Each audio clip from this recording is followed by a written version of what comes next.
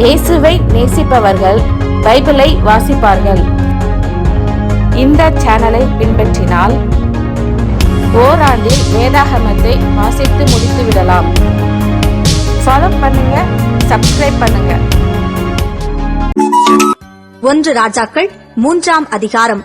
Solomon எகிப்தின் ராஜாவாகிய பார்வோனோடே சம்பந்தம் கலந்து பார்வோனின் குமாரத்தியை விவாகம் பண்ணி தன்னுடைய அரமனையையும் கர்த்தருடைய ஆலயத்தையும் எருசலேமின் சுற்று மதிலையும் கட்டித் தீருமட்டும் அவன் அவளை தாவீதின் நகரத்தில் கொண்டு வந்து வைத்தான்.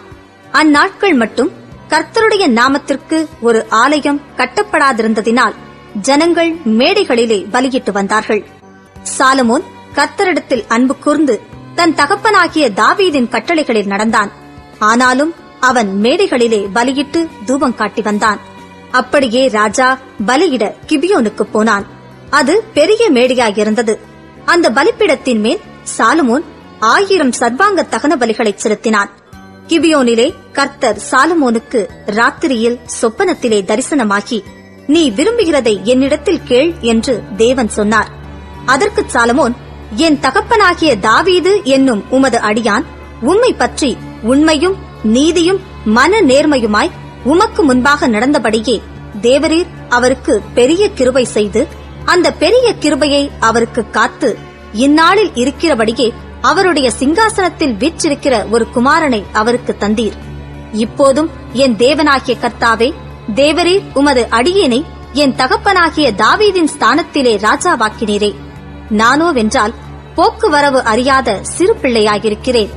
நீர் தெரிந்து கொண்டதும் ஏராளத்தினால் எண்ணிக்கைக்கு அடங்காததும் இலக்கத்திற்கு உட்படாததுமான திரளான ஜனங்களாகிய உமது ஜனத்தின் நடுவில் அடியேன் இருக்கிறேன். ஆகையால் உமது ஜனங்களை நியாயம் விசாரிக்கவும் நன்மை தீமை இன்னதென்று வகையறுக்கவும் அடியேனுக்கு ஞானமுள்ள இருதயத்தை தந்தருளும். ஏராளமாயிருக்கிற இந்த உமது ஜனங்களை நியாயம் விசாரிக்க யாராலே ஆகும் என்றான். சாலமோன் இந்த காரியத்தை கேட்டது ஆண்டவருடைய பார்வைக்கு உகந்த விண்ணப்பமாயிருந்தது. ஆகையினால் தேவன் அவனை நோக்கி, நீ உனக்கு நீடித்த நாட்களை கேளாமலும் ஐஸ்வர்யத்தை கேளாமலும் உன் சத்துருக்களின் பிராணனை கேளாமலும் நீ இந்த காரியத்தையே கேட்டு நியாயம் விசாரிக்கிறதற்கு ஏற்ற ஞானத்தை உனக்கு வேண்டிக் கொண்டபடியினால் உன் வார்த்தைகளின்படி செய்தேன். ஞானமும் உணர்வும் உள்ள இருதயத்தை உனக்கு தந்தேன். இதிலே உனக்கு சரியானவன் உனக்கு முன் இருந்ததும் இல்லை, உனக்கு சரியானவன் உனக்கு பின் எழும்புவதும் இல்லை. இதுவுமன்றி நீ கேளாத ஐஸ்வர்யத்தையும் மகிமையையும் உனக்கு தந்தேன். உன் நாட்களில் இருக்கிற ராஜாக்களில் ஒருவனும் உனக்கு சரியானவன் இருப்பதில்லை. உன் தகப்பனாகிய தாவீது நடந்தது போல நீயும் என் கட்டளைகளையும் என் நியமங்களையும் கைக்கொண்டு என் வழிகளில் நடப்பாயாகில் உன் நாட்களையும் நீடித்திருக்க பண்ணுவேன் என்றார். சாலமோனுக்கு நித்திரை தெளிந்தபோது அது சொப்பனம் என்று அறிந்தான். அவன் எருசலேமுக்கு வந்து கர்த்தருடைய உடன்படிக்கை பெட்டிக்கு முன்பாக நின்று சர்வாங்க தகன பலிகளை இட்டு சமாதான பலிகளை செலுத்தி தன் ஊழியக்காரர் எல்லாருக்கும் விருந்து செய்தான். அப்பொழுது வேசிகளான 2 ஸ்திரீகள் ராஜாவினிடத்தில் வந்து அவனுக்கு முன்பாக நின்றார்கள். அவர்களில் ஒருத்தி, என் ஆண்டவனே, நானும் இந்த ஸ்திரீயும் ஒரே வீட்டிலே குடியிருக்கிறோம். நான் இவளோட வீட்டில் இருக்கையில் ஆண் பிள்ளை பெற்றேன். நான் பிள்ளை பெற்ற 3ஆம் நாளிலே இந்த ஸ்திரீயும் ஆண் பிள்ளை பெற்றாள். நாங்கள் ஒருமித்திருந்தோம். எங்கள் இருவரையும் தவிர வீட்டுக்குள்ளே வேறொருவரும் இல்லை. ராத்திரி தூக்கத்திலே இந்த ஸ்திரீ தன் பிள்ளையின் மேல் புரண்டு படுத்ததினால் அது செத்துப் போயிற்று.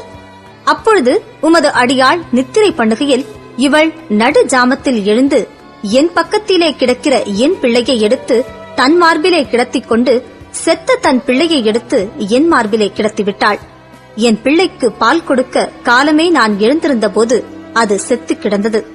பொழுது விடிந்த பின் நான் அதை உற்று பார்க்கும்போது அது நான் பெற்ற பிள்ளை அல்லவென்று கண்டேன் என்றாள். அதற்கு மற்ற ஸ்திரீ, அப்படியல்ல, உயிரோடிருக்கிறது என் பிள்ளை, செத்தது உன் பிள்ளை என்றாள். இவளோ, இல்லை, செத்தது உன் பிள்ளை, உயிரோடிருக்கிறது என் பிள்ளை என்றாள்.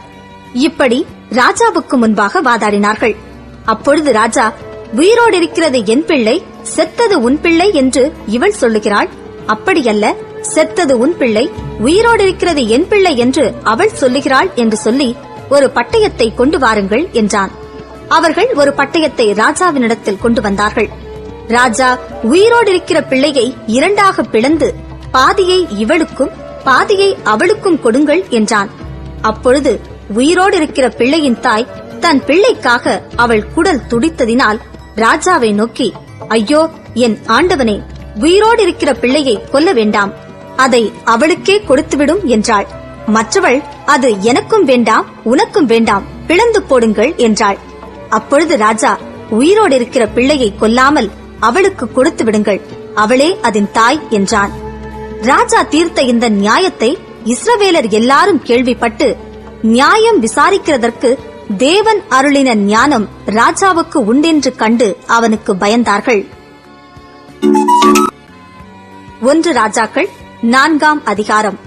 ராஜாவாகிய சாலமோன் சமஸ்த இஸ்ரவேலின் மேலும் ராஜாவாயிருந்தான்.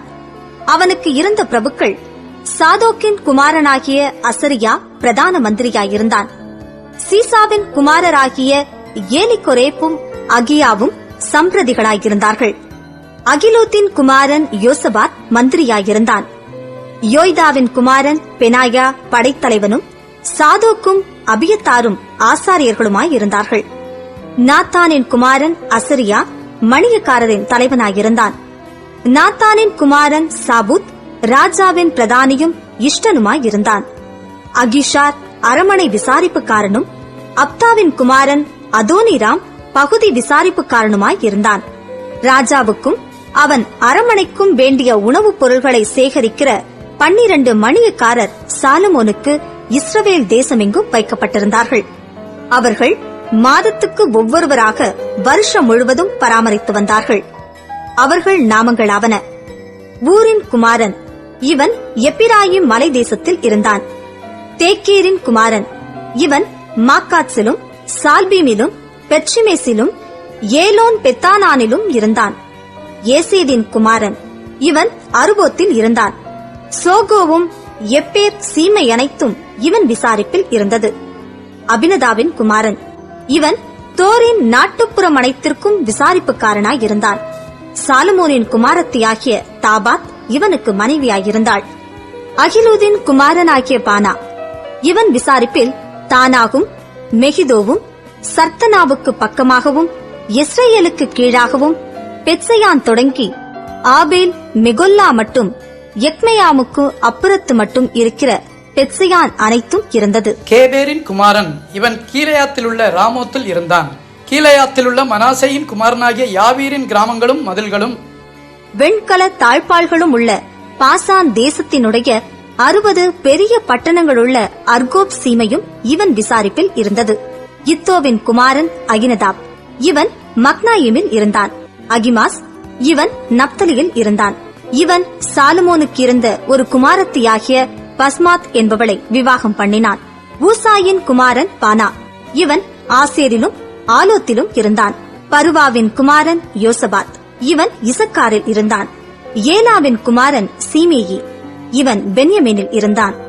ஊரியின் குமாரன் கேபேர், இவன் எமோரியரின் ராஜாவாகிய சீகோனுக்கும் பாசானின் ராஜாவாகிய ஓகுக்கும் இருந்த தேசமாகிய கீலேயா தேசத்தில் இருந்தான். இவன் மாத்திரம் அத்தேசத்தில் அதிபதியாய் இருந்தான்.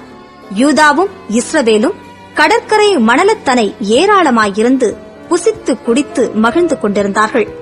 நதி தொடங்கி பெலிஸ்தர் தேச வழியாய் எகிப்தின் எல்லை மட்டும் இருக்கிற சகல ராஜ்யங்களையும் சாலமோன் ஆண்டு கொண்டிருந்தான். அவர்கள் சாலமோனுக்கு காணிக்கைகளை கொண்டு வந்து அவன் உயிரோடிருந்த நாளெல்லாம் அவனை சேவித்தார்கள்.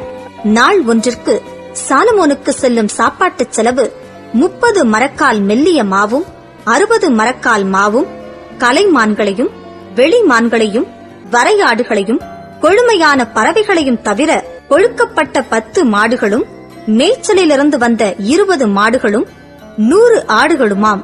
நதிக்கு இப்புறத்தில் இருக்கிற திப்சா முதற்கொண்டு ஆசா மட்டுமுள்ளவை எல்லாவற்றையும் நதிக்கு இப்புறத்தில் உள்ள சகல ராஜாக்களையும் ஆண்டு வந்தான். அவனைச் சுற்றி எங்கும் சமாதானமாயிருந்தது. சாலமோனுடைய நாளெல்லாம் தான் துவக்கி பெயர்சபா மட்டும் யூதாவும் இஸ்ரவேலும் அவரவர் தங்கள் தங்கள் திராட்சைச் செடியின் நிழலிலும் தங்கள் தங்கள் அத்திமரத்தின் நிழலிலும் சுகமாய் குடியிருந்தார்கள்.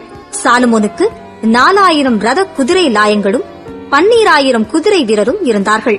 மேற்சொல்லிய மணியக்காரரில் ஒவ்வொருவரும் தன் தன் மாதத்திலே சாலமோன் ராஜாவுக்கும் ராஜாவின் பந்திக்கு வரும் யாவருக்கும் வேண்டியவைகளை ஒரு குறைவுமின்றி பராமரித்து, குதிரைகளுக்கும் ஒட்டகங்களுக்கும் வேண்டிய வார்கொதுமையையும் வைக்கோலையும் அவரவர் தங்களுக்கு இடப்பட்ட கட்டளையின்படி அவைகள் இருக்கும் ஸ்தலத்திற்கு கொண்டு வருவார்கள்.